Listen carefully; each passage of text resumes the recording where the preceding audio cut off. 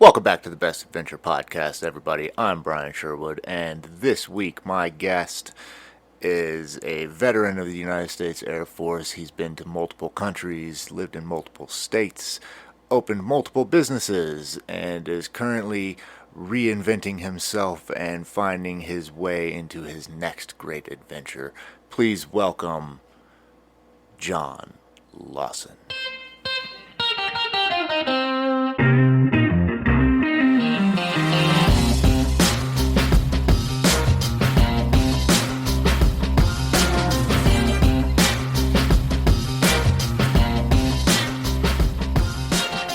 All right, John. What's up, buddy? What's up, my man? Not much. So Good welcome. to be here. Thank you for having me on your podcast. Yeah, my pleasure, man. So, welcome, Best Adventure Podcast. And today we're going to sit and talk to you about what your best adventure is. Not just one specifically, but like we were talking before we started, everybody's adventure is different. What's yours, man? What is it that gets you up in the morning, makes you tick, makes you fucking motivated to live your life? Hell yeah. Great question. Great. I don't know. I mean, things are always changing, so that's a tough question to answer. Yeah. As of now, well, I was running a business for the last 10 years. I was running a bike shop and Like bicycles? bicycle shop Okay. for 10 years and just closed her down in January. So things have been a little bit different. So after I closed the shop, I still run a side shop and selling kendamas, which is Okay. that guy over there. Yeah. You make them or just sell them? I just sell them. Okay. Which it's kind of more of a side business. So I'm also just building a camper truck right now, which Awesome. you saw the last time. Yes, I did. I saw you, and really excited about that. It's been a long process. So I'm sure. it's a lot of work building that camper truck. I believe it. So I've been doing that every single day. Mushroom hunting, walking Nice. my dog. What kind of adventures? I've got Okay. 2 children. Awesome. That's the best adventure of all. Yeah, dude. So All right. yeah, Let's- that kind of stuff is Okay. why I wake up in the morning. It's Just always have a task, always have something to accomplish, and always thinking and being creative, right? yeah, but at the same time, reevaluating things because Okay. after closing the shop, it's just a process of okay, well, what's next and why? Right. I it's a total rebuilding phase. Well, because COVID did quite a bit to shake things up. I mean, it broke the supply chain. If you are in retail, which I was in retail, you have so many products coming from China, and you have to just think about things differently because when you're a local business, you depend on that kind of stuff, and COVID has basically shifted everyone's mindset to ordering things online. You get used to, I'm gonna get everything on Amazon now, which is cool, I guess, but it's really bad for small business. So Yeah. in the meantime, like since closing the shop, I've had to kind of reevaluate. What am I gonna do now? And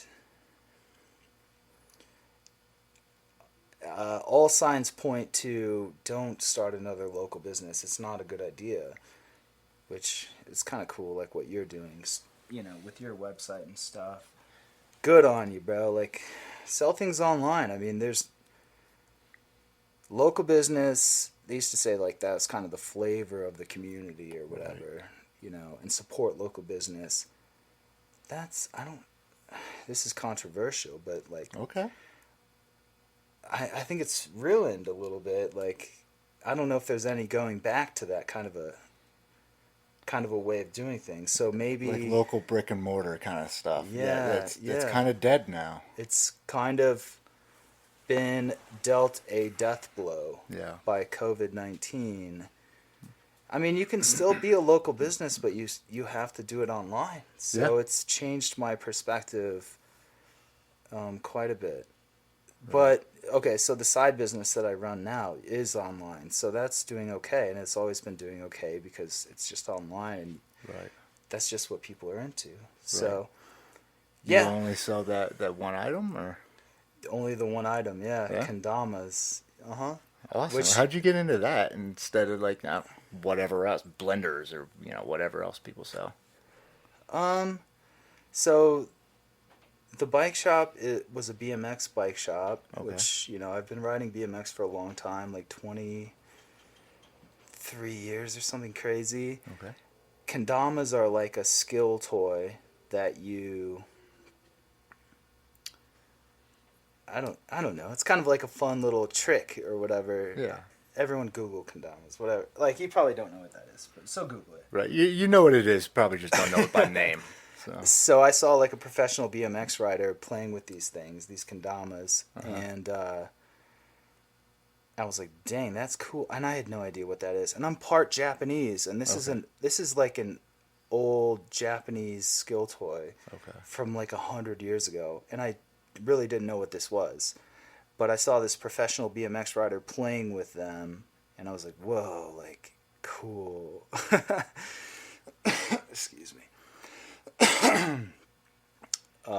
Yeah, so I saw him goofing off with these things and just ordered one on Amazon. It was like all wonky and egg shaped, like, because it has a ball, and the cheap ones are shitty and they don't have like a round sphere ball. Right. So I got that and just was messing with that, and I was, oh, this is cool. And then I started getting a few more. I had already owned a shop at the time, so reached out to some wholesalers and got one wholesaler's supply of them, and I would basically just every time I would sell one, I would keep one for myself. It's kind of like when you're selling drugs or whatever, like a little for you sell like, I shouldn't make that connotation, but anyway, yeah, I would just like sell them low key, and it was not a big deal.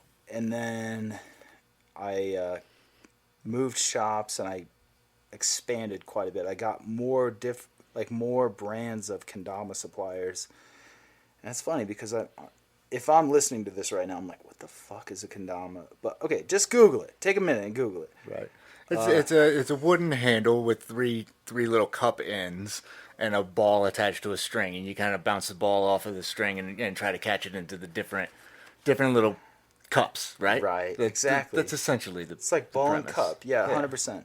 So moved into a new shop and got more companies involved, and then created an online shop. I was selling like a good amount in the shop. One of the biggest kendama companies came and did like a tour, and they did a demo in my shop, and it was like packed with people, and it's really cool. Sweets Kendamas, shout out. Super cool, really fun event. And then I started selling them online, and then I picked up like every brand that I could think of. So I can't remember what the original question was. Yeah. You were like, I don't edit it, but now you're going to have to. Now I'm gonna have to. Yeah. Okay. So anyway, I we're back. We accidentally knocked the power out for a second there. So I goofed around. I broke it. Okay. So you had the physical shop and the brand kind of ambassadors kind of showed up and Yeah. did all that, and then what happened after? First off, how many different brands are there for this? You kind of shocked me when you told me that there's a bunch of different brands. Like, Right. is there a difference between them? Like, Just slight differences, and yeah, just differences with shape. I guess what would I compare it to? I don't know, everything. You can compare it to anything. Yeah, I guess everything has multiple brands, right? Yeah, just slightly different takes on how people do it. So I carried all the core brands, like things people were familiar with, and then I carried a couple like kendama Israel. So I would be importing them from Israel, and there's Okay. chrome kendama that I was getting from Denmark, and there's just a lot. And even to this day, like I get hit up all the time from real low key brands, seeing if I want to carry their stuff. It's not really that big of a deal. I was just the first person to like it's a niche market, which is Yeah. also a good idea. Like if you're going Right. into business, select a niche market That's because then what you they don't say. have a lot Niches of make riches. I like that. So nobody was selling all of the different brands in the same place. And I'm familiar with BMX. So I'm familiar with like Dan's Comp or Empire BMX who would just like carry these are just retailers who would just carry a bunch of different brands on their website Right. and people would order it online. I was like, this should exist with kendamas too. So I was like, it doesn't exist, so I'm gonna make it happen. And it was pretty successful. Like I was doing really well. I'm still doing okay. I'm not putting very much effort into it. Unfortunately, I'm going through this weird phase like where I'm just not on social media. I hate to be brutally honest, but I just don't care a whole lot right now. I'm That's like okay. kind of shifting gears to being low key and reevaluating, Right. I suppose. But it still does exist. That's what I'm up to. Okay. Cheers, bro. Yeah. Well, I mean, all of that's totally fine. I mean, what is life without constant invention and reinvention? Like Uh huh. kind of have to continually evaluate yourself and your position, your beliefs, and try to change. 100%. Without that, the life gets fucking stale, man. Yeah, yeah. And you could be just, I don't know. You could feel like you're in charge, but you're not. Right. And I figured when I closed the shop at the beginning of this year, like I'll never have this opportunity again to just take a step back, stop working because I was a workaholic, dude. Yeah. Like I was, yeah, like to probably a bad extent. I was just like working too much. I would work all day, take care of. I've got two kids. I would take care of the kids as soon as they went to bed. I would just like find something else to work on Yeah. and just be like, this is what's up. Like I should just always work and. Too much of anything is a bad thing, of Right. course. So you can take it to the extremes, and you're gonna you're not gonna be happy with it at the extremes. But you've got to find a balance, and sometimes to find that balance, you have to take it.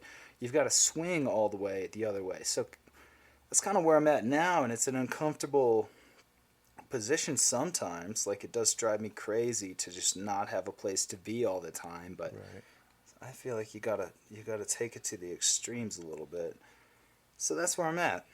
I'm Okay. kind of ultra chilling right now. There's nothing wrong with that, man. I mean, like you said, man, you push it for so long, like you're gonna have to find that time to just sit back and kind of relax and, like I said, reevaluate. Yeah. There's nothing wrong with doing that at all. It sounds like you're happy about it. Sometimes no. Sometimes. I mean sometimes. Yeah.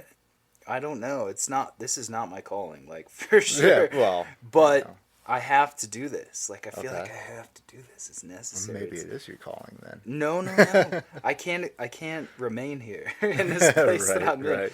Like I do still feel like I need to work my ass off. Like I got Yeah. to, but I feel the same way, man. but I don't want to do it unless it's like, something that really speaks to me. Yes. Yeah. Otherwise, you're just spending all your time doing something that just ultimately is just soul crushing, dude. 100%. And you don't want to do that. Like I just did that. I had a bunch of jobs in a row that are just I could not get behind, and I was like filled with dread and anxiety, and didn't want to show up for work, and like I couldn't keep going like that, So I had to switch jobs just to get back outside to work, because for me, like that's what it is. if I don't have the sunshine on my skin all day, I get depressed. I get angry. I lose my shit. And I don't perform well. Oh But you yeah. put me outside, and then I'm in my element. And whatever task you put in front of me, it's getting taken care of. That's what's up. You know? That's what's up. I don't have That's really. why I started an outdoor gear company. Yeah. That's why I believe in nature therapy. It's all about being outside, man. Oh, that stuff's so real. Yeah. And I mean, you don't have to do it as a career for sure. I mean, you can Right. just go outside anyway, Right. Of course. which I do. Like, I mean, yeah. One of my big things now is mushroom hunting. Okay. So I'm It's like, morel season. it's kind of if it would rain Yeah, a little if it bit would more. rain a bit more, yeah. I know, man. We had that good rain for about a week. I mean, Yeah. I think it's still getting some moisture up in the mountains. Might want to go up there and check the fire burn area. Mm-hmm. So, Well, yeah, I think burn morels are going to be fantastic this Yeah. year. I'm Yeah. not sure about regular morels. Those are tough, dude. Those Right. are real tough. I found some really good oyster mushrooms and stuff. Okay. Yeah, I'm a little bit of a nut on some mushrooms. Nice. Like too much almost. So I was just out for a weekend last week before, rather. Last week I was fishing. The week before then, though, I was out in the mountains, and all weekend long, I don't remember seeing any mushrooms, like I know. anywhere ever. I know. It was weird. It's a bad year. Like Yeah. this is kind of rough. It's just so dry. Yeah. But if nothing else, like in late summer, when you start seeing those Amanita muscaria, those Super Mario mushrooms pop up, dude, it's just fantastic. Yeah. Have you ever eaten them No, I have not. or made mushroom tea out of them? I have not. Oh, it's cool. Yeah. So it's not very psychedelic. Like they say that's a magic mushroom. It's really not. Like it's kind of more of a drunk feeling, I guess. Okay. But yeah, like I made a bunch of mushroom tea because I found so many last year. Which is like people have a hard time finding them. Like they're everywhere. Right. They're everywhere. I've seen them quite a bit. Yeah. Like not this year, but I mean. And people are scared to just this eat them year. and stuff. I ate a bunch and I drank the tea. It's no psilocybin or anything. Like Right. it's not gonna jack you up, but it's kind of cool. It's kind of cool. There you go. I'll make you some mushroom tea, bro. I'll drink it. That sounds good. Yeah, So- they're fun and they're just the most fun to spot out in the woods when you see those like toadstool mushrooms. It's really cool. That's cool. Yeah, I'm all about it. Nice. You still do BMX at all? Oh yeah. Yeah? Yeah, so I started when I was 12 and I'm 36, so it's been 24 years. Damn. 24 years of riding bikes, and now my 5-year-old boy is into it too. So just that whole other element of excitement. It's something like when I was younger, like in my 20s or whatever, and imagine having a child, I was like, it would be so cool if I was like still able to ride BMX, not broken, Right. and my kid's into it too. Like that's the ultimate dream. Like that's so cool. And then yeah, guess what? Like it's happening. So it's so sick. There you go, And man. I'm not falling apart somehow. Like so I'm Awesome. still able to ride BMX. Awesome. How did you originally get into it? BMX. Cool story, I guess. Cool for me. I was having a family get together, and I grew up in Indiana, Okay. and we lived on this house with a lake in the backyard with a steep hill behind it. So, there's also like a public access dock, and this dude who rode for Schwinn BMX, he was on the stunt team for Schwinn, and we're talking Jay Miron. Who else is on Schwinn? I don't know. I'm probably going to get a lot of people lost right here. But this dude ruled, and he could do like backflip no-handers, like nothings, like take all your hands and your feet off the bike and just like do crazy stuff. And so they set up a lake jump, like a big ramp going into the lake. And he was jumping at the public access dock, which was just like a flat area into the lake. And they came over, like I've got all this family over, And they came over and they're like, "Can we use your backyard to jump into the lake?" Because I had a huge hill. Yeah. And that hill would have made it way easier to, like, go down the hill, hit the ramp, and then fly into the lake and do crazy shit. And I was like, of course, I asked my parents, I was like, "Oh, like, please, like, just let him." But meanwhile, I've got, like, fucking 30 people over. So my parents were like, "No way." Like, instead, though, like, I ditched my whole family and I went over there, like, to the shitty public access dock. And I was like, "Can I hit your ramp?" Like, I was just like a little kid. I was like 12. And I was too scared to hit the big one, but luckily they had a smaller one. So I hit the smaller one. I'm like watching him hit the big one and do all these like badass tricks. And it just blew my mind. I was like, that's it. So every day after that, forever, like, I quit all the sports I was in. I was like, this is just my new thing. Like, this is my new favorite shit now. Like, BMX is the greatest thing. And it never stopped. Like, I still think it's so cool. That's awesome. I got really good at it. And then once you're good at something, I mean, it's kind of your thing. So Right. Well, That's a really cool way to get into it, too. Just like random pros just show up at your house. Like, hey, man, check this out. I know. You're like, hey, yeah, I will. And oh, my God, this is awesome. Yeah. That's so cool. It was rad. It was very cool. Man, that's super cool. And so you started BMXing then, and then you did your military service at some point, and then you want to talk about that at all? I mean, that's an adventure. That was in its own way. Yeah, shit. So. I mean, yes, it was an adventure. My first duty assignment was in England. Cool. Which is cool. Yeah, totally. This kid. Okay, so when you were Air Force. I was in the Air Force. So when you're in basic training in the Air Force, I don't know if it's like this in the Marines, but you can trade your duty assignment one time. Really? Yeah. So I got Washington. Okay. Like, I was supposed to go to Northern Washington, and I was like, oh, okay. Yeah. And this other kid was from there, and he got an assignment to go to England. Okay. And I was like, dude, I'll trade you.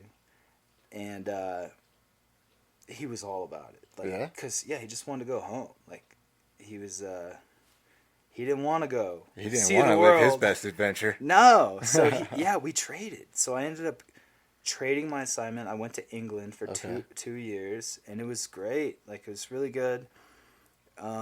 England's not very much to speak of, honestly. Like, I was in, so it was like an hour north of London. It was like a beet farming community. Interesting. So it was like a farm town, and it does, like, all the stereotypes of England are true. It rains all the time. The weather's bad. The food is bad. They don't have any good cuisine. Nothing, bro. Fish and chips, get that shit out of here.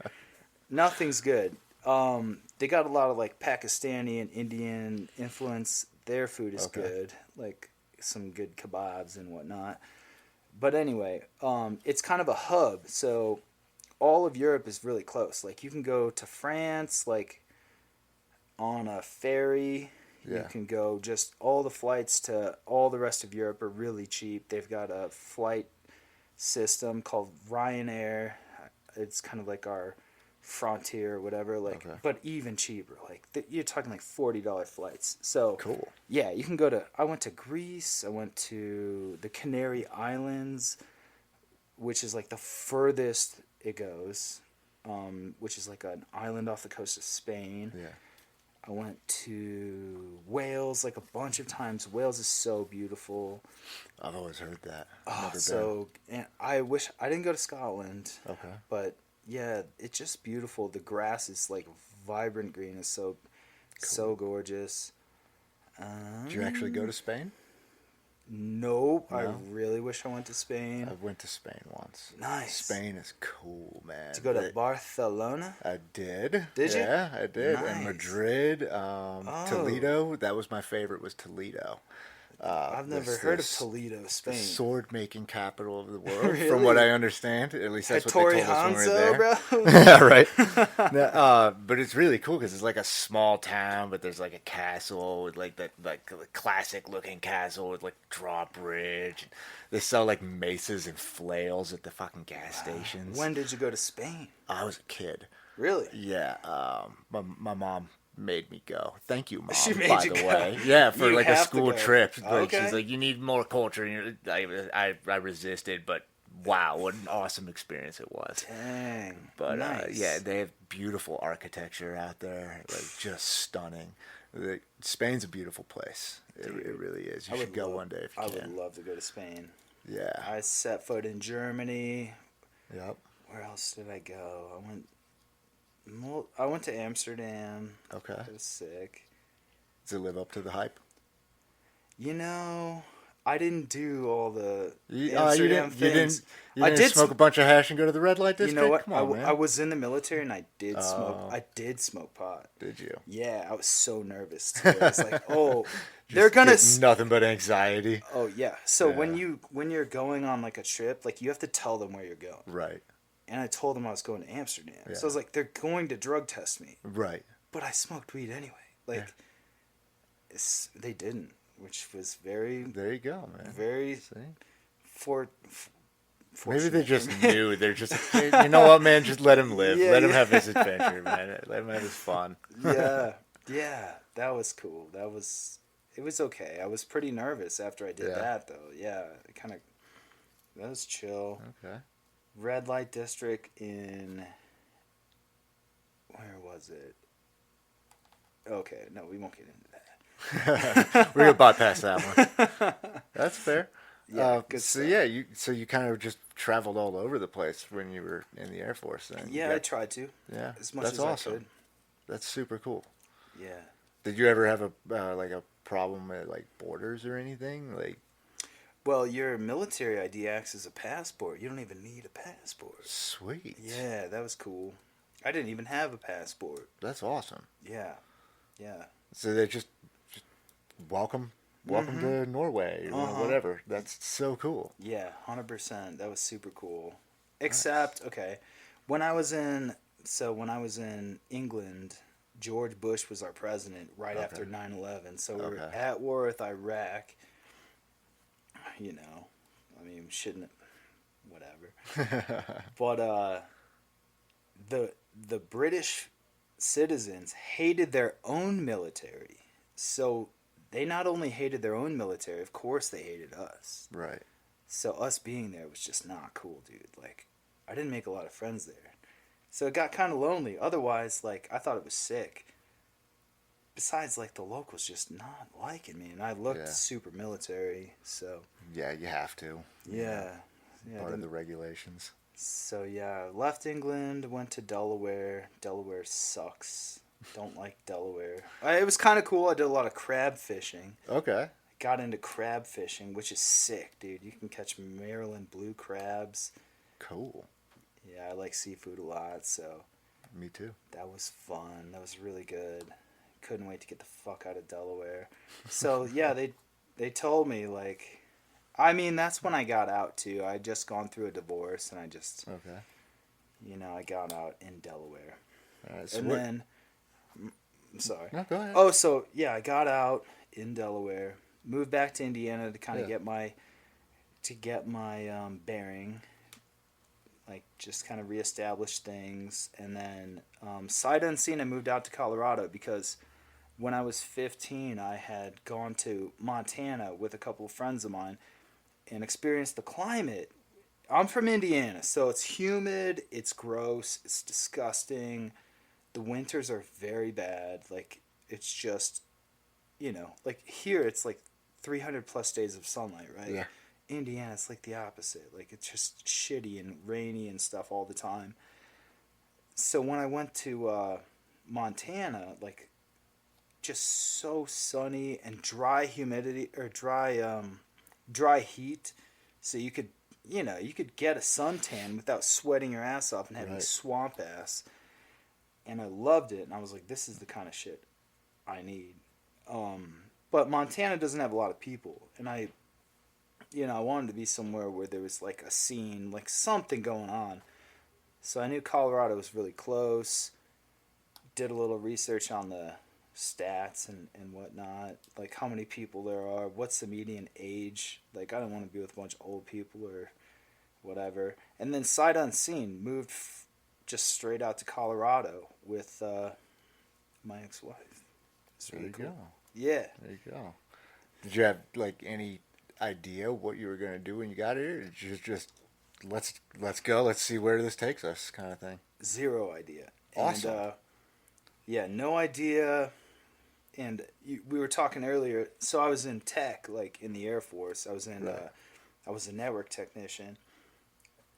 No plans on finding a job doing that. I was like, I'll just start from scratch. Like, things will just work out if you work hard. Like, things will work The out American for you. dream, man. The American Yeah. dream, yeah. Yeah, I got this. I just stick my foot in the door of Yeah. a bunch of places, and everything's gonna be great. So we come out to Colorado. I don't know if you know where Boyd Lake State Park is, Yeah. in Loveland. Okay, Yeah. so we're camping there. We've got one car parked at Walmart, full of shit. Like, we brought out two cars, like her car, my ex-wife. Both our cars are full of all of our shit. One is parked at Walmart, the other one's at the campground with us, and we're just literally camping until we figure out how to A, get an apartment, and B, get a job. So, hang on, let me think. So, nothing's easy. Like we're just like applying for jobs left and right. I worked so many jobs. I can't even tell you. Like Comcast door to door, liquor stores, sold cars for Spradley Bar Mazda, like all sorts of shit, dude. And none of these things. I sold Kirby vacuum cleaners. That was. I did that. That's a terrible job. Isn't that that's like the worst scam I've Yeah, ever it kind heard of really is. I'm like, we're in this like introductory course, and this dude's got just tattoos all over his face. Like I'm like, oh, so this is what I'm doing now. Like I just knew it was gonna be bad. Yeah, one of those things like as soon as you started working, you're like, what the fuck wrong turn did I just make? 100%. Yep. They sent us out to North Dakota because there was just like this oil boom. So we're all in like North Dakota. They put me in this hotel room with 3 other guys, and there's one bed. Dude, I'm sleeping on a bed with 2 other guys, and one dude is so fat. And I was like, this is my nightmare. And so you'd get up in the morning, you'd get in the van, and you'd go try to sell people Kirby vacuums. Yeah, door to door. And, okay, you can do it if you're really persistent, and it's like an old lady that just, like, doesn't have... I mean, maybe her family's, like, kind of distant or whatever, and you're just literally...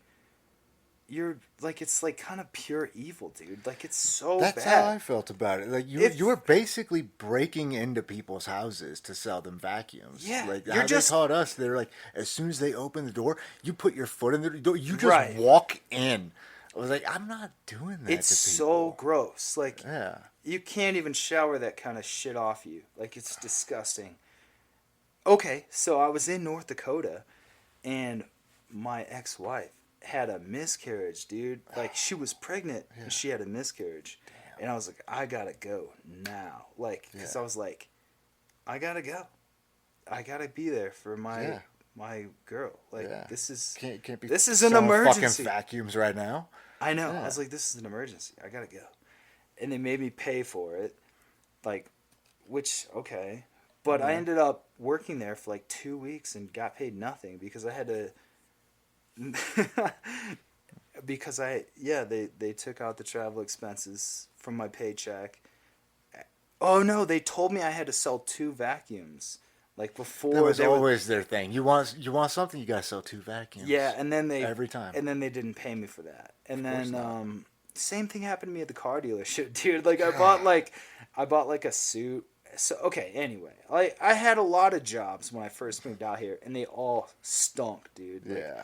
it was all just a huge waste of time.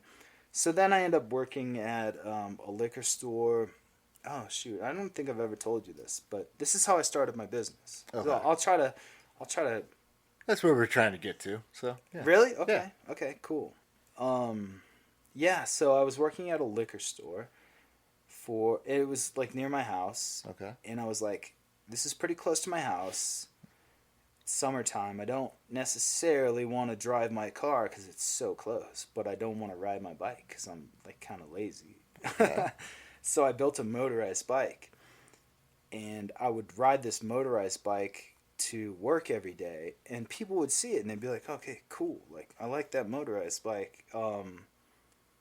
Like, how did you build it, blah blah blah, like. And then a couple coworkers of mine, Graham, who you know, a mutual Yeah. friend of ours, he asked me if I could build one for him. um, and then another guy named Leo asked me if I could do the same. I built them motorized bikes, and then now there's 3 motorized bikes like getting driven to this liquor store every day. Yeah. And then now customers are seeing it and they're like, "Oh, cool." And they're asking like, questions and stuff. So then, I start advertising my services like cuz I was no expert, but they were pretty good. Like I took my time. I really put a lot of effort into making these things pretty solid motorized bicycles. It's a bicycle with a motor on it. Yeah. So ended up selling They're them gas to powered, right? gas powered bicycles. Ended up selling these things just to whoever wanted it. Put out ads on Craigslist, selling, and now I'm fucking building these things all the time. Registered as a business because I don't know, like I've always kind of had this thing where if I'm doing something, like it has to be right. Like Yeah. I'm not doing anything like janky and shitty. I don't know. I have this like integrity thing that It's a good thing to have. I guess so. I guess so. I mean, you could probably cut a lot of corners if you don't, but I've always been that way. So I registered as a business 11 years ago and started selling motorized bicycles, and boom, dude, like I was selling them all the time. I was never able to quit my day job. Like it wasn't enough. I mean, after the liquor store, I worked construction, and with construction, I saved up enough money to buy a storefront and to buy a big inventory of these motors to put on these bikes. I saved up the money to start the business, basically. Yeah. And yeah, probably 9 years ago, I quit all my jobs and just started selling these motorized bicycles. And one thing led to another. Got a shop in Loveland. Had that lease for 5 years. Was selling them there for 5 years. And then after that, opened up a shop in Fort Collins and sold not only motorized bikes, but electric bikes, regular bikes, all the stuff that kind of made my job a lot easier because those things were difficult. Like it was a lot of work to do that. So as soon as I could, I stopped motorizing bicycles because fuck, man, that's a lot of work. Like a lot of things can go wrong. And yeah, the rest is history. All right. So you ran that business for what? How long was it? Excuse me. You're good. 10 years. 10 years. 10 years. And now you're selling the kendamas, right? Is that how you say it? Yeah. I've been selling those for probably 6 years. Okay. So now it's just that and working on my camper truck and reevaluating my life, bro. Like it's really just a period of rebuilding. We all have to go through those. It's important. They're super important. I'm going through it myself, man. It's good for you. It's really good for you. And I can't wait to talk more off air about that. Well, we will. We will. Or on air. Yeah, all is good. It's all good. So let's talk about the camper truck. Okay. Cool. So how did that kind of come about as a concept in your mind, and how did you decide to kind of pull the trigger on it, and where are you at with it? Okay. Yeah, I think if I'm like everyone else, like you get a little bug in your head, you're like, oh man, like camper, what is it called? Van life or Yeah. whatever. You like see that kind of shit on YouTube and you're like, you start going down this rabbit hole. You're like, that's kind of sick. Like I could imagine myself doing something like that. I mean, it's a little far fetched for me. I've got kids. Like I'm not gonna go Yeah. take off Right. and just spend a lot of time like in this truck. At the same time, I think it's fantastic. Like, I mean, okay, so actually, I did have a camper van prior to this. It was Okay. like it was an old Ford Econoline. I mean, it was like one of those ones that was like meant to be a camper truck Yeah. with carpeted interior and stuff. And all I basically did was just put solar panels on the top and what else did I do to this thing? It was pretty rad. It was Yeah. not like the first thing I did was like have a buddy of mine like owned a shampoo business or like a carpet shampooing business. So I had it like all cleaned like because I think some lady was living in it in Red Feather Lakes. Okay. Had it just shampooed, and my daughter just loved being in this thing. She was like 2, and she would just come in this van like every chance she got. She just wanted to spend a lot of time in this thing, and that really, I don't know, really cemented just how sick it is to just Yeah. have this vehicle that you could just take places and just basically have your own living situation wherever. Like, so I ended up selling this van. Well, I sold this van for money for the business. I mean, you need every penny you can get. So Yeah. I sold this camper van. I sold like my Acura. Everything I had, I just sold it to open my business. But when I did, like I knew I wanted to do something else like in the future. Right. So then I had a little bit of money cuz like my business was doing pretty good, and I bought a box truck. I don't know how long ago. 3 years ago. And it was pretty fucking sick, and it was perfect cuz so much room, and I wish I could put a picture up Right. for the listeners, but this thing's looking pretty sharp right now. It's coming together really good. It's almost finished.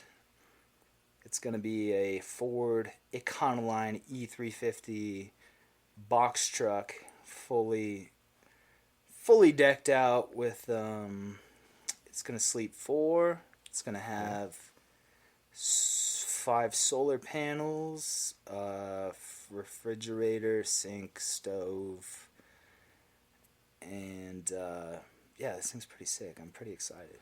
It's almost finished. Yeah. You're kind of low on space on that thing. You're not doing a bathroom in there, right? Gonna Um, skip past those luxuries. I thought about it, but Yeah. yeah, that's. I mean, come on. You Yeah. don't need a shower, man. You Yeah. just Right. bring. Water bottle. What do you Couple call them? baby wipes. Field wipes. What Yeah. do you call it when you take like well, there's a lot of names for it, like a Yeah. whore's Right. bath or whatever. Uh, You you call know, them a bird bath, whatever you want. Yeah. yeah. You don't need a Yeah. shower. That's a little. That's a lot of space to take up. Yeah, in your, exactly. It is. that's a That's why I decision. said it's a luxury. I said it kind of jokingly, but when you're dealing with such small space, that really is kind of a luxury. It is, yeah. So, Oh wait, is this yeah. still? Am I Yeah. still on the microphone? Okay, Yeah, cool. yeah, Cool. you're good. Yeah, 100%. But it's gonna be everything I need it to be. It's been a lot of work though. Like a Oh, caveat sure. to your listeners: don't go crazy. Don't think this is an easy thing to do. Oh, Right, you're gonna right. do it though. That's kind of Yeah, exactly. I am. I am. I'm trying. with a bus, huh? Yes, Yeah, you're that's crazy. that's the plan. It's in the future though. That's gonna take some time. I dig it. You're Well, gonna I have mean, to. you saw the Scout before we started doing this. Yeah, I mean, that's a beautiful Scout. dude, I that's like that. that's where it all started. Yeah, because oh, I would love to take a road trip in the Scout, like just drive that 1975 International just all the way across the country, man, just out to where no one else can get. Because like as it is, dude, I can go so much farther than you can in a a Jeep. You know, like everybody's, oh man, my Jeep, my Subaru. You know, this is Colorado. Yeah. Everybody's got a Jeep and a fucking Subaru. 100%. My truck will climb a fucking telephone pole, dude. They got Toyota 4Runners. Yeah, bro. right. Yeah. Right. I've had one of those too. Really? That Scout's pretty. Yeah. That Scout's pretty good at like going off road. Oh yeah. Really? Oh yeah. It's a beautiful truck. Yeah, man. The thing's got torque for days. Dang. Yeah, nothing in the world stops it. The only thing that stops it is itself because it's carbureted, and so if you hit too much of an incline, you run out of the proper fuel and air mixture in the carb, and it just shuts off, and then you're just rolling dead backwards down a hill, and that'll happen every now and then. But I'm way into that Scout. That thing is so cool. Yeah, and the whole point of that was, it's an adventure truck, and I chose it specifically mostly because I've always loved those trucks since I was a little kid and I first saw a Scout. I'm like, one day. When one did day you I'm gonna see a have Scout, one. dude? When I was a fucking little kid, I didn't even know it was a Scout. I didn't know. I thought it was a Jeep. That was the thing. Because you're a kid, you don't know any better, and then you start learning more and more, and then one day I saw one driving by, and I'm like, that's that fucking truck that I saw when I was a kid.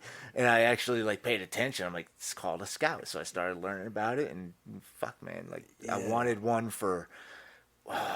It had to have been like 6 or 7 years after I figured out what it was called. Dude, I love before I could find one. And then when I found one, I pulled the trigger. I drove that thing from Castle Rock to Loveland the night I bought it, and it had no brakes. It was sketchy. For people listening that don't know, what is that drive? That's like 2.5 hours? Something on the interstate? Yeah, it was sketchy, man. Oh. And when I bought it, it had a half cab top, so the truck's top ended right behind the front seats, but it didn't have the bulkhead that went from the top to the floor. Yeah. And so that was wide open. And I bought it in the winter. And it was my daily driver like that for like 2 years. So I'm driving around, and even in the winter, it's like actively blizzarding in the cab. You needed a wool blanket over your lap. You're freezing to death. Damn. Dude. And it's so hard to work on if it's wintertime too. Right. Like, how are you gonna work on it? Yeah, and everybody told me I was crazy when I bought that truck. There, yeah, man, that's a Scout. You're never gonna find parts for it. And is that true? For a little while, yeah, it was true. Really? Yeah, but now that I've fully committed, man. I was like, nah, fuck y'all, full send. You've got to learn a new language. Yeah, when you buy some shit like that. And so now, no, it's not hard to find parts. I can find anything I want to for compatible it. The stuff. hardest thing for me to find for that truck is a full set of door and tailgate and liftgate latches with matching keys. Okay. And an ignition key. Like right now I have like 6 different keys for that truck. It's just a hassle. Does it have to be original? Is that what you're doing? No, my truck's definitely not original. Okay. The engine is. Just some shit that will work. To the most part, Yeah. But yeah, I mean, the point with that truck is it's minimal. Like you saw the interior. There's no bells and whistles. It's a nice, clean, smooth dash. There's no distractions. It's you. It's the steering wheel. It's that truck. It's the rubber on the road and the attachment of the driving experience. Man. When you drive that truck, you're like, fuck, dude. I have no time for a phone. I need to pay attention. You have to know some stuff to drive that truck, because at any given time it's going to shut off and you're going to have a problem, because you're working with technology from fucking 70s, man. Okay. This may be a little existential, but have you noticed that is that something that you're actively going for, like simplifying yourself? Yes. Like simplifying your life? Yes. Me in too. A big way. Of course. In a big way. Like I said, after I close the business, I'm not on social media, I'm not doing that kind of stuff. You can't go too far with it. I mean, sometimes it'll hurt you. Yeah. But I wouldn't even use social media if it wasn't for my business. Me too. I primarily only use it to network and to make connections and grow the business. I know. All of that stuff. Well, I don't even do that. Like I kind of shoot myself in the foot. Like I just say, you kind of are. I mean, I know that's TV now. That's radio. I know. that's I'm how not you even doing that's how you that. advertise. I know. You Like gotta do I'll it. be missing. Like I switched my email and I started missing because my distributors would send me emails telling me, what the new products are, Right. and also their social media to find that out too. But Right.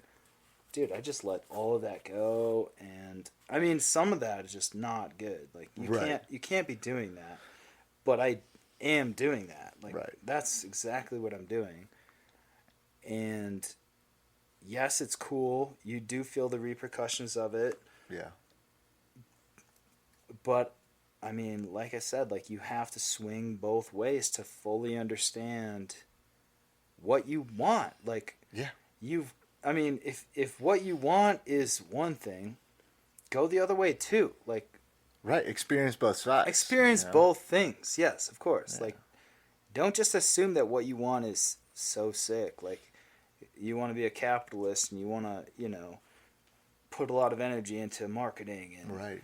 and interact with your customer base and all of this stuff. Like, nah, dude, chill. Like, Yeah. what if you Like did the opposite all for of a that little is bit? great, but yeah, you got to experience both sides. I think so. I think so. And it's gonna be painful, like while Yeah. you're doing it. Because I did the same thing. I did mass amounts of networking when I first started my business, and I stacked the deck in my favor before I ever even launched, and launch day was a huge success. It was awesome, like Nice. fucking awesome, right? Yeah. And it was a huge boost to my confidence and my ego and all that, and that's helpful for an entrepreneur. But then I kind of like let it get to my head a little bit, and I was like, I recognized it. I'm like, all right, I need to back off. And so I did literally nothing with my business at all. Didn't even talk about it for like 4 or 5 months. And then somebody asked me about it. I'm like, yeah, I should probably get back to it. And so I started getting back to it, and then I started getting more products and more stuff. You realize like the true capitalists, like the Yeah. most successful, best people at running a business are fucking psychopaths, dude. Like To a point, yeah. I'm not trying to yeah. badmouth anybody. Like, good on you. Like, keep doing your Yeah. shit. Like, but I mean, if you have a singular focus, and that is watching the metrics and Right. basing your decisions off what produces the best outcome. Right. Come on, No, man. no, Like you have to take it down a little yeah, bit. Like yeah. like maybe step back and just think about yourself for a little bit. I mean, do Right. you have a family? I mean, More than that, think about why. Why are you doing it? Yeah, why are you doing it? Is it Yeah. just for money, or is it something that you really believe in? and okay, and maybe they are successful and Yeah. they've already done that. And then Yeah. okay, I'm gonna eat my words, and you're fucking sick. Yeah. So I'm sorry for saying that because you're dope, and Right. I look up to you. Right. But I'm there. Like that's where I'm at. Like I'm Yeah. like I've spent a lot of time just working really hard, and Yeah. and things worked out really well. Like I was able to save enough money to, dude, I could probably not work for a while, like, and just have this side business. But I'm at that point where I'm like, I need to reevaluate what am I doing and why am I doing this? Right. And I'm willing to take as much time as it requires, Okay. because it's for your mental health. Like, I've got somebody for you to talk to about that. is it going to be a therapist? No, it's not. She's not a therapist. She's not a therapist. She was actually on the podcast. Her episode aired a couple weeks ago. Okay. Her name's Allison Profit. She Okay. runs a business on teaching entrepreneurs how to stop paying attention to the money and all the bells and whistles, and to really run your business with soulfulness and love, and really connecting with who you are. That's cool. She's pretty awesome. So I mean, maybe I'll give you her information. when Oh, we're all done here. little networking. I Yeah, like it. I yeah. like that. That's cool. Yeah, that's what we're all here for, man. I dig it. Help each other out and grow. I mean, I'm running a business, and the ultimate goal of a business obviously is to make money. Of course. I mean, there's no getting around that. Well, yes. But that's not why I run my business. I run my business because I firmly believe that nature and connecting with nature is the best and most powerful thing that you can do with your life. 100%. And I know that the people who feel that way agree with me, and the people who don't agree with me, maybe, they have a good reason. Maybe they really don't agree, and maybe they just haven't experienced it properly, whatever it is.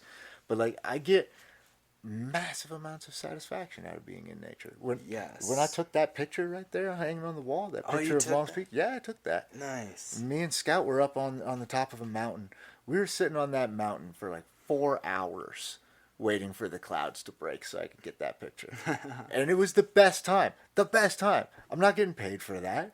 I'm not getting paid for that picture. I'm not getting paid for the time I spent up there with the dog. It is on YouTube, but I mean, I don't do it for the money. I do it because of the peace and the tranquility that it brings to my mind and my soul. Right. And the connection it brings me to nature. I mean, that's why I got into mushrooms, bro. Yeah, 100%. And it just gives you something to do while you're. I mean, I'm kind of that way. I'm like a little bit of a dog or something. Like, give me a purpose and then send me out. I just need something to do. Me too. I can't be stuck in a box all day long. I can't be stuck sitting in front of a television all day long. It could be fishing. It could be hunting. It could be foraging, which, that's what mushroom hunting is. Right. But yeah, it's kind of sick to have something to do. Right. I mean, you don't just want to, like, wander out into nature. Or maybe you do. I don't. Yeah. I do. But, I mean, if you don't know what you're doing, then no, you shouldn't do that. Especially out here, you might not find any water. It can get tough out there. I feel like, once I had a dog, like a little Scout over there, it gives you another reason to go walk all the time. She loves it, obviously. I mean, you take her out in the woods, she's a whole different dog, man. She's awesome out there.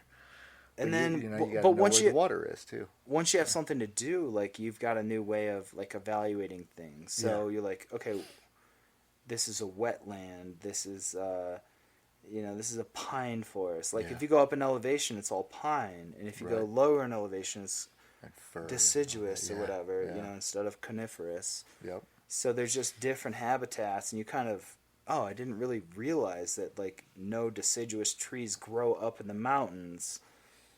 Like, they only grow at lower elevations. Right. And, like, this is what you find at wetlands. Like, you're going to find flowers, and you're going to find all these cool shrubs, and then I don't know. Like, I just was walking through nature a little bit dumb before kind of having a lay of the land, which I think, looking for shrooms kind of gave me. Yeah. Because you have to open your eyes. You have to pay attention. You have to know what you're looking at and understand it and kind of navigate your way through this. Otherwise, what is a maze, And I think it'll get you if you're not ready for it. That's very important. Like, and that's why it's therapy for me, is because if you go out there and you're not ready, Mother Nature's going to kick you right in the nuts, and you are going to know that you were not ready for 100%. I can't tell you how many times I've gone up into the mountains on my motorcycle and just got downpoured on. Yeah. And then I'm like, I'm so fucked right now. Like, I literally, like, I just have to sit here under a tree. I have no recourse. Right. But then the next time you go, you're like, remember last time, I'm going to bring a raincoat. Yes, I'm going to bring a spare pair of socks. Yes. Whatever it is. Yeah, nature is fucking metal. I love nature. Absolutely. And, it's such a metaphor for life, because it really is. Nothing's guaranteed. You've got to do a little bit of research. Like, don't go into things blindly. Like, use a little bit of experience, And then, you probably don't have enough experience, so get a little bit more, just to be sure. Yeah, but don't let a lack of experience be something that scares you. Yeah, because how else are you going to get that experience? 100%. You're not going to get it from listening to a podcast. You're not going to get it from watching YouTube. You're not going to get it from reading a book. Yeah. You're going to get it by putting your fucking boots on, putting your boots to the ground, and going out there and fucking learning. 100%. Go out there and do it, man. Go get your ass kicked. Yeah. Get your ass kicked. I mean, it's humbling and it's empowering, because, like, I went camping once. On the same mountain that I took that picture on. Actually, this was right after I bought my Scout, and it was barely able to run. When did you And buy your Scout? 2012. Oh dang! Okay, you've had Yeah, it for a minute. yeah, it's been a while. And of course, when I bought it, I didn't know anything. I didn't even know how to change the oil. I didn't know how to change tires. I knew nothing That's where I'm at, about bro. automotive work, And now I've, like you've seen, I've rebuilt the entire damn truck, Yep. and it's a whole different game now. But anyway, I went up there. I had just gotten the Scout, and then like a couple weeks later, I went out and I bought a shotgun, and it was December. I got the shotgun at a gun show, and then I went home. I grabbed my backpack, threw it in the truck. I didn't even have a dog at the time, and I went up the mountains. I get up the mountain, and it's like 2.5 feet of fresh snow. There's no tracks in it, and the Scout just barrels right up it, which was Dang. awesome. I immediately fell in love with my truck even more than I had before. Right? I'm like, all right, this is a keeper, and get up there. I go camping. I'm shooting the shotgun. I'm having a great old time. It's snowing. It's cold. It's miserable. It's December in fucking Colorado, and I had like the worst tent that you can imagine. I don't have a sleeping pad. I had like my military 3-piece sleeping bag system, which thank God I had that because it probably saved my life that night. Did you have that duffel bag? What'd you have? Yeah. The 3-piece modular system from the Marine Corps. It's like a green bag, a black Yeah. bag, and then a bivy bag. Like all together is like waterproof to like -35 or something. It's phenomenal. But Okay. the downside is it weighs like 15 fucking pounds. Okay. It doesn't pack down right, but whatever. If you're close enough to the truck, it's great to have. Okay. But anyway, I'm camping out there. It gets so cold that night that I have a campfire going, and I have a can of chili on the campfire, and the can of chili is like kind of boiling, and I'm like, all right, I'm finally able to eat something. It took forever to start a fire. It was so cold I couldn't get a fire started. Oh shit. And so I finally got it started. I got the chili going, and I picked up the chili with little tong things that I have for camping, and I go and I sit down in the tent. And this is like a 15-foot walk from the campfire to the tent, right? It's not far. I sit down, I zip up the tent, I take off my boots, I pick up the spoon out of the chili, and it's frozen. It was boiling to frozen that fast. I'm like, fuck, man. Like my boot laces were frozen. I couldn't get my boots off of my feet. It was a miserable experience. Jesus. But I came out of there stronger. 100%. And I came out of there with more knowledge. I'm like, I learned what not to do. That's for damn sure. Dude, sometimes getting your ass kicked, like, It could be the best thing for you. Yeah, 100%. Yeah. Yep, it rules. Sometimes it's great to just get your ass kicked. Well, because you always have, like, a place to go. Like, Yeah. you can get out of it. Like, Yeah. you can escape nature and just, like, go back to the sanctity of your home. Or Right. whatever. Which rules. But the thing about it, though, is that like in that kind of situation, yeah, I could have given up and come home, which could have been the right choice. Obviously, I'm still alive, so it worked out for me in my favor this time. Who knows about next time, right? But in this particular case, it worked out. Do you do that? Do you kind of put yourself to where, I mean, do you enjoy being on the edge of... Yes. Okay. I enjoy the struggle. I enjoy the challenge. Like, so it could go so bad that, like, maybe, you get hypothermia, or maybe you don't make it out of there, or whatever. I've gotten damn close. Really? Damn close. Multiple times, man. Dude, Multiple times. so I've drank bad water and gotten sick. Really? I've gotten out there and been out for 5-6 days at a time, and I'm running out of food, and I can't find anything, and I'm hurting, dude. That's really like I've done all that, and every time like there's two sets of mindset when you're in that situation. One is I know I can go back to the car and go home. Yeah. And I'll be comfortable. I get my shower, I get my food, and all that. The other option is I struggle through it, and either I do or I don't come out of this. And that's where it all comes down to mentality. If you have the right mentality, you can figure it out and you can win. If you don't, you're going to freak out and you're going to lose. And when you lose, you're dead. Can't freak out. So you can't have that happen, right? But for me, when I get in that position, I always remember, if I go home, if I throw in the towel, the other side of that is kicking myself in the ass. Really? The other side of that is regret of, I didn't push myself hard enough. I didn't do what I set out to do, which was to challenge myself. I failed at my challenge. So you like and that'll sit on me, man. That'll Really? sit on my mind and on my soul for months on end. No kidding. I have, like, if I come home, I go back out.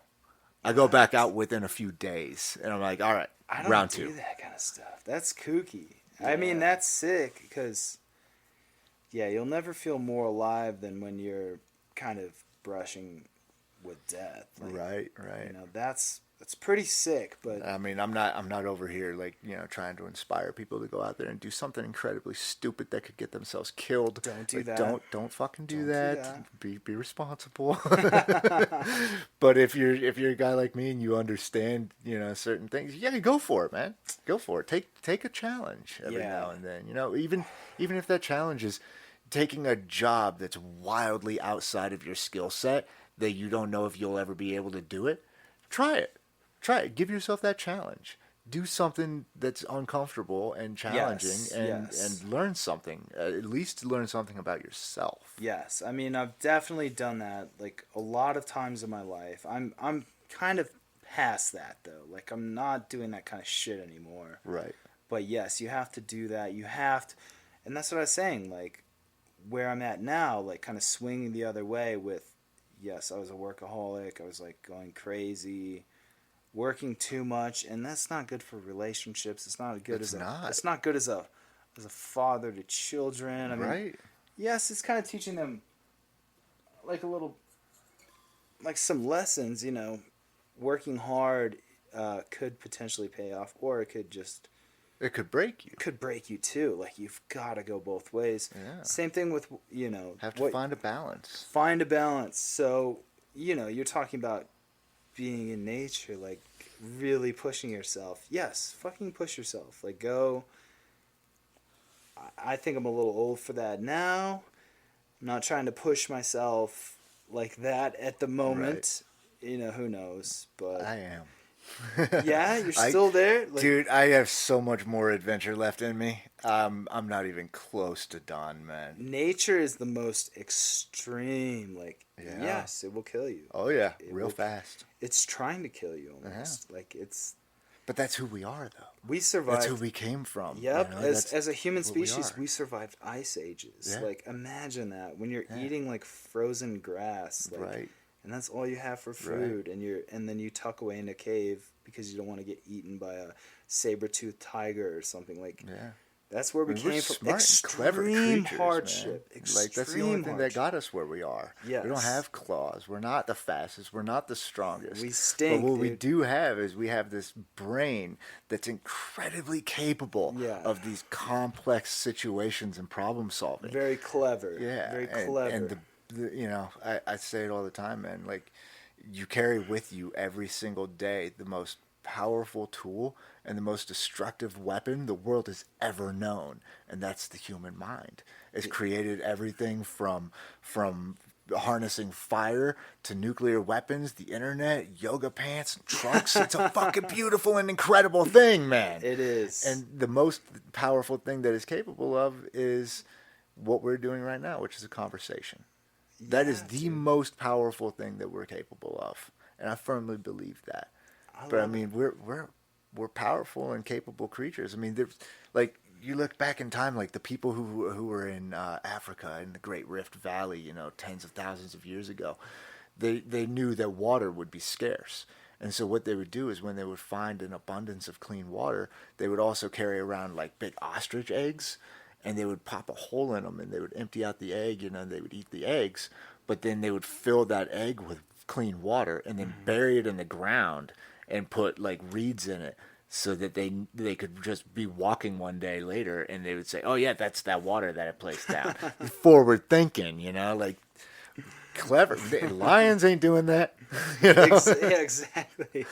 So yeah, We pop a straw in that fucking ostrich egg. yeah. So I mean, when you're sitting there and you're thinking, "Man, I can't do this." Bullshit, you can't. Bullshit, you can't. Think it through, Yes. and yes, you can. You Yeah. can find a way to succeed in almost any Yeah, situation. and okay, so like your whole mindset of, starting from nature, starting with adventure. That's the most beautiful thing, dude. Like, because that's where it all springs from, of Yeah, course. Like, start with the most simple, start on simple terms. Like, if you don't understand what's going on in your life, like, start on the most simple terms. Like, wipe everything off, yeah, start there. And if you can't figure that out, that's your problem. Like, hmm, maybe that, yeah, exactly. That'll tell you exactly what you need to address. yeah, Maybe you have too much fear. Maybe you have too much whatever. Like, yeah. figure that out. Figure out how to just exist in nature, like on the most fundamental level. Right. Even if And it's then, just sitting at a park and looking at the ducks, sure, like just take the time. do the You know? ducks scare you? Like, Yeah. maybe, Right. maybe Maybe. break that first. Like, Yeah. Right. Address get, that little fear. yeah, go a foot closer to those ducks every day, Right. and That's then it. get over that, and then start dealing with your other shit. Like, don't just Yeah. start by getting on Instagram and trying to go viral and trying to get like as many likes as you can and as many followers as you can. Like, Right. that's not where you start. That's gonna poison your mind more than anything. I think so. I mean, I don't know. Maybe I'm old, dude. I'm not really sure. But Right. I decided, wipe things clean and start fresh. Like, Yeah. go, like, and that's where I'm at now. Like, I don't even have Instagram on my phone. I don't have Facebook. I don't have any social media. I have email, which is okay, I guess. Yeah. Which I still am like, oh, maybe I'll. How do you get rid of email? Right. I'm not. Just don't check it. Not sure. I don't know. But yeah, I spend my mornings just like dealing with reality, Yeah. and man, it's a trip. It's a trip. Yeah. But I think what you're doing and what you're all about is very important. Like, that's the Thank kind of you. shit that I feel that way too. we need more and more of. I'm Right. all about it, bro. All right. So long as it's responsible. Like the one thing, man. You want to see me go from peaceful and happy to raging pissed off asshole? What? Throw a glass bottle on the ground when you're fucking walking around in nature. Go ahead. Mm. Break a glass bottle in front of me. I will lose my mind. I get real. cannot handle the disrespecting of nature. You don't go to a Ah. beautiful and serene place and then trash it. Oh, for Like, I sure. go out there and I find like laundry machines and mattresses. I'm like, what even Yeah. possessed you to bring this here? Like, what in your head said, you know what? I'm going to bring a laundry machine out into the woods. I'm going to shoot it with a shotgun and I'm going to leave it there. Yeah. It's like, what's wrong with you? Yeah, You know? and then like I know. Yeah, I'll be like hiking up like elevation and see some shit like that, and I'll be like, "You brought it like." Yeah, like You so brought it up far. like 200 meters and then dumped it. Like, Yeah. yeah, I'll see some stuff like that, and Yeah. it's definitely not cool. I'm very I'm very into karma when I'm like on a hiking trail. Yeah. I don't leave any evidence or anything like Me that. too. Me too. Do my best at least. That whole thing, like, leave nothing but footprints, take nothing but pictures. Like, See, I don't it's the even way you take should do it. pictures. Yeah. I'm that crazy, dude. I'm that I crazy. used to not. I used to never take pictures, I and don't then even nobody would believe me when Okay. they're like, You oh do yeah, see you some went sick this shit. place, and I'm Yeah. like, yeah, I did, but I they know. don't believe it. It's so beautiful, and then like I don't even take pictures. Yeah. I should. I Maybe. started it, and I like it. I actually enjoy taking pictures, and I enjoy. Well, your setting it business up kind of and ties into kinda- nature, so Yeah, like yeah. I think that's a beautiful arrangement. Like, Yeah. and I'm really stoked about what you're doing. I think that's Thank you. fantastic. Thank you. There's a lot more coming in the future. Sick. If it pans out in the financial sense, because It that's will. always the hardest part, It will. and like I do this podcast, and obviously it's an extension of my business.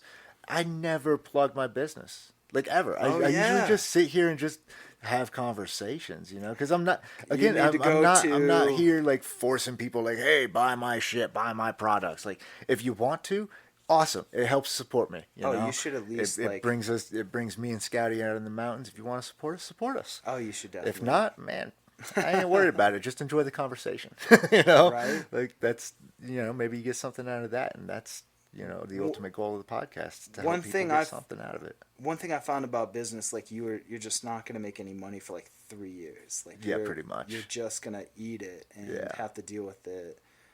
But after that, I mean, things start turning around, and if you're not, so like 3 years of losing money, or spending everything coming out of your own pocket, Right. like, can wear on a lot of Right. people. I almost quit. Yeah, I almost it's- quit just dude. like a month ago. I almost shut it all down.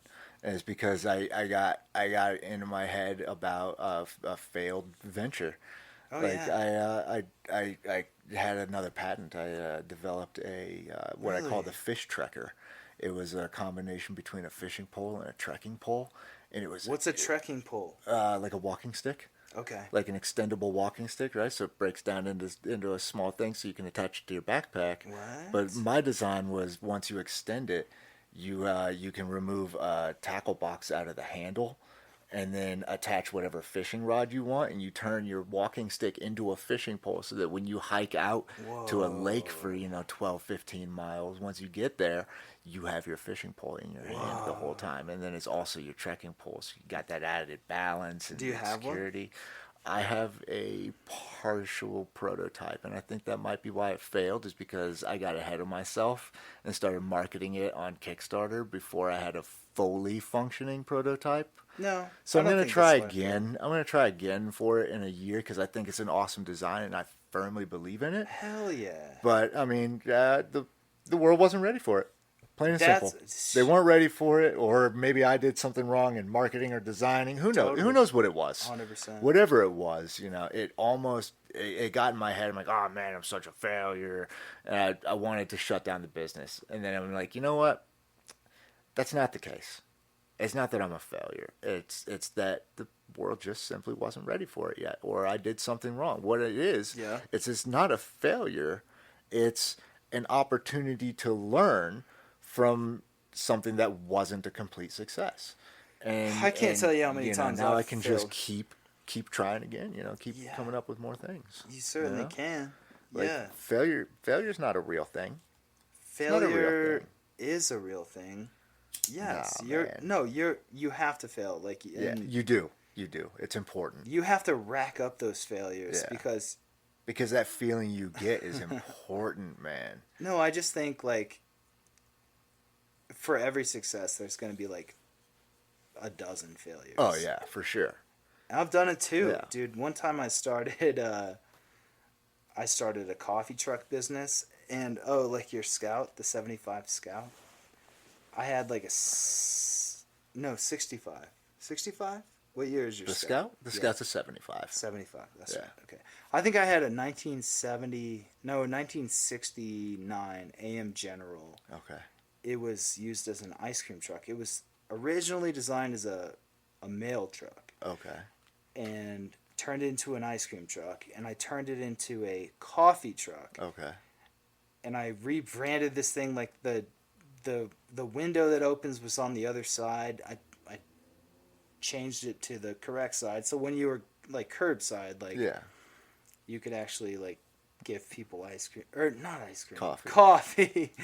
I got all of the coffee equipment, all of the food licenses, because now you're dealing in food, so you have to have a lot of licenses with the city. Yeah. Did all of that stuff. It was the winter time when I finally finished. I think I finished close to Christmas, and I took that thing out. with all the appropriate licenses. It was fully stocked, had a generator, I was making coffee, I had a bunch of snacks and stuff, and I took it out one day, and I took it to a construction site because I knew like where to take a coffee truck if you want to sell coffee, and I was like, I don't want to be a coffee server, and I was like, day one, I was like, I had just spent so much time doing this, like retrofitting this truck, and I was like, this is crazy. Like, this is not me. I don't want to do this. So it was a humongous failure. I sold it. I sold it to a young couple from Denver. Yeah, dude. Like, I don't know. I failed so many times, and that's just one example. That's just one example. Yeah. But the quicker you can write those failures off and just say like, well, I'm not saying you should write that off. Like, no, learn from it. Use it as an experience and gain something from that failure. 100%. And don't let it destroy you, because that's easy to do too. It's real easy. I mean, the average person, if you were to do that, like, and if you were to like create a business and get all the licenses and then start it and then say, man, this just really isn't for me, like, you would probably quit and never try again. Yeah. This is like pre-bike no, bike shops are seasonal, so this was like in the winter of one of the years that I was running my bike shop, because, you know, nobody's buying bikes in the winter, so right. I started this coffee truck. But no, I don't know, like, that's another level of just buckling down, not letting anything get to you. I just would never quit. Like, I would just work so hard. Never, something like that just would not make me quit. Nothing would make me quit.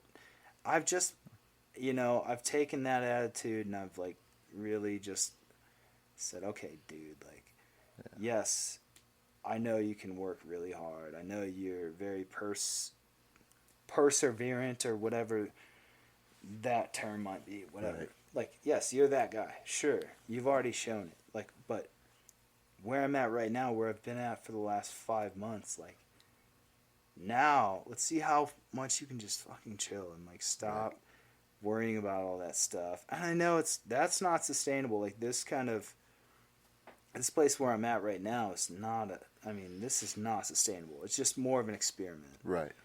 But it's good too. Yeah. I get to work on my camper truck. I get to I don't know, tighten things up around the home front. There you go. But yes, dude, when I get back into it, when I decide to be a staunch businessman, a straight capitalist again. When you find that next calling, I'm gonna hit you up, bro. Let's go do some stuff. Let's get into some stuff, bro. For sure. I'm for it, man. I like doing different things. Man, you get a little jaded when you've You do. When you've gone the other way. Yeah. You don't ever want to go back. Right. But you have to. You've got to do it. Yeah, like we said earlier, man, it's constant reinvention and reevaluation. You have to do it. You have to. Like when you start getting, those. The hell is that sound? That's pretty sick. Right? Sweet buzzing sound all across my podcast. That was fun. I'm into it. Right? But yeah, man, once things start getting a little bit stale and stagnant, to just take a big step back, take some deep breaths, and figure out why it's going stagnant. Figure out maybe there's something in your mentality that's changed, and then 100%. Then address it. Do something about it. And if you got to take time away from everything, take that time away, man. Mm-hmm. Like, you can't just run yourself ragged nonstop. It's not good for you. Not good for you, and not good for the people in your life. There's a few people out there that can do that kind of thing, and that's what they thrive on. People like Elon Musk, Gary Vaynerchuk, savages, fucking psychos, man. Just nonstop, fucking business, and I think, all right. Yeah, you guys can do that. I'm gonna take my time to rest when I need it. Yeah, those kind of people resonate with the uninitiated. You know what I mean? Like the people who are still unsure about what they're doing. Right. And they're like, oh man, Gary Vaynerchuk. Like, and there's no such. Why the fuck do you think Friday is so If you think Fridays are sick, like you're not in the right profession or Right, whatever. right, Yeah, no, I mean everybody needs like a weekend or whatever, dude. right. Yeah, you Calm need that time down. for yourself. Take your kid to the zoo or to get ice cream, or go fishing, or just walk for an hour. Just do something to fucking just Balance. yes, balance is Find best in that all balance. things. And if you've swung too far in one direction, swing super far in the other direction. Like, Right. but you do need that Yeah, see balance. what I the mean, other side looks like. yeah, maybe you're tiptoeing. Maybe you are just like a 9 to 5, like person who's just really not sure what's going on. I mean, swing hard the other way. Yeah, Go crazy, dude. yeah, Like, I don't know. Maybe quit your job. that's Pick my advice. pick up a fucking drinking problem or Yeah. something. Don't do I'm that. just kidding. Don't do that. Yeah, like my advice to people is like like if you're, I mean, you take it for what it is. I mean, I'm no grand success or anything. I'm just a guy who's living his life and having fun with it. But I mean, if you hate your job, if every moment of your job brings you pain and discomfort, and you just fucking hate it, and every day you wake up, you're like, fuck, I gotta go to this job again. You gotta have this Yes. boardroom meeting. You And then, already like, know what to do. yeah, like just Swing. yeah, swing away, man. Go crazy. Take a big step away from that. Do something different. Challenge yourself to a different kind of job. If you're insistent on you have to work, like I understand we all have bills to pay, we all have things to take care of, and the longer you go through life, the more of that shit you accumulate, right? Right. And there's no getting around that. But Yeah, but and also that doesn't mean that you have to be stuck in that situation. Right. You can plan it. You can spend that time after work, thinking about what is it that truly moves me, and try to figure that out. And once you figure it out, say, all right, what can I do to make that more fulfilling in my life, and how can I make that more of what I do in my life, so I have that fulfilling life instead of just being miserable at my fucking job. And agree. then take the steps to do those things. Yes. And okay, I guess damn, now it's like it almost feels like a therapy session, Huh. man. Like that's beautiful because I'm kind of thinking about things like from an outside perspective, and I'm talking about swinging like going further, in the opposite direction. Yeah. Obviously, you don't want to go too far, No. Like No, keep you don't it, want to cause keep it damage. keep it chill, yes, because you're not going to know how to deal with it if you go too far in a Right. place that you're not familiar with. Like it's going to be hard to reel that back in.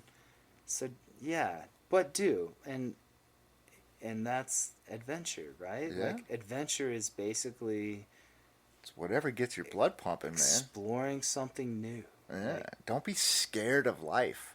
Fucking embrace it, man. 100%. Like, And connect with nature, of course. yeah.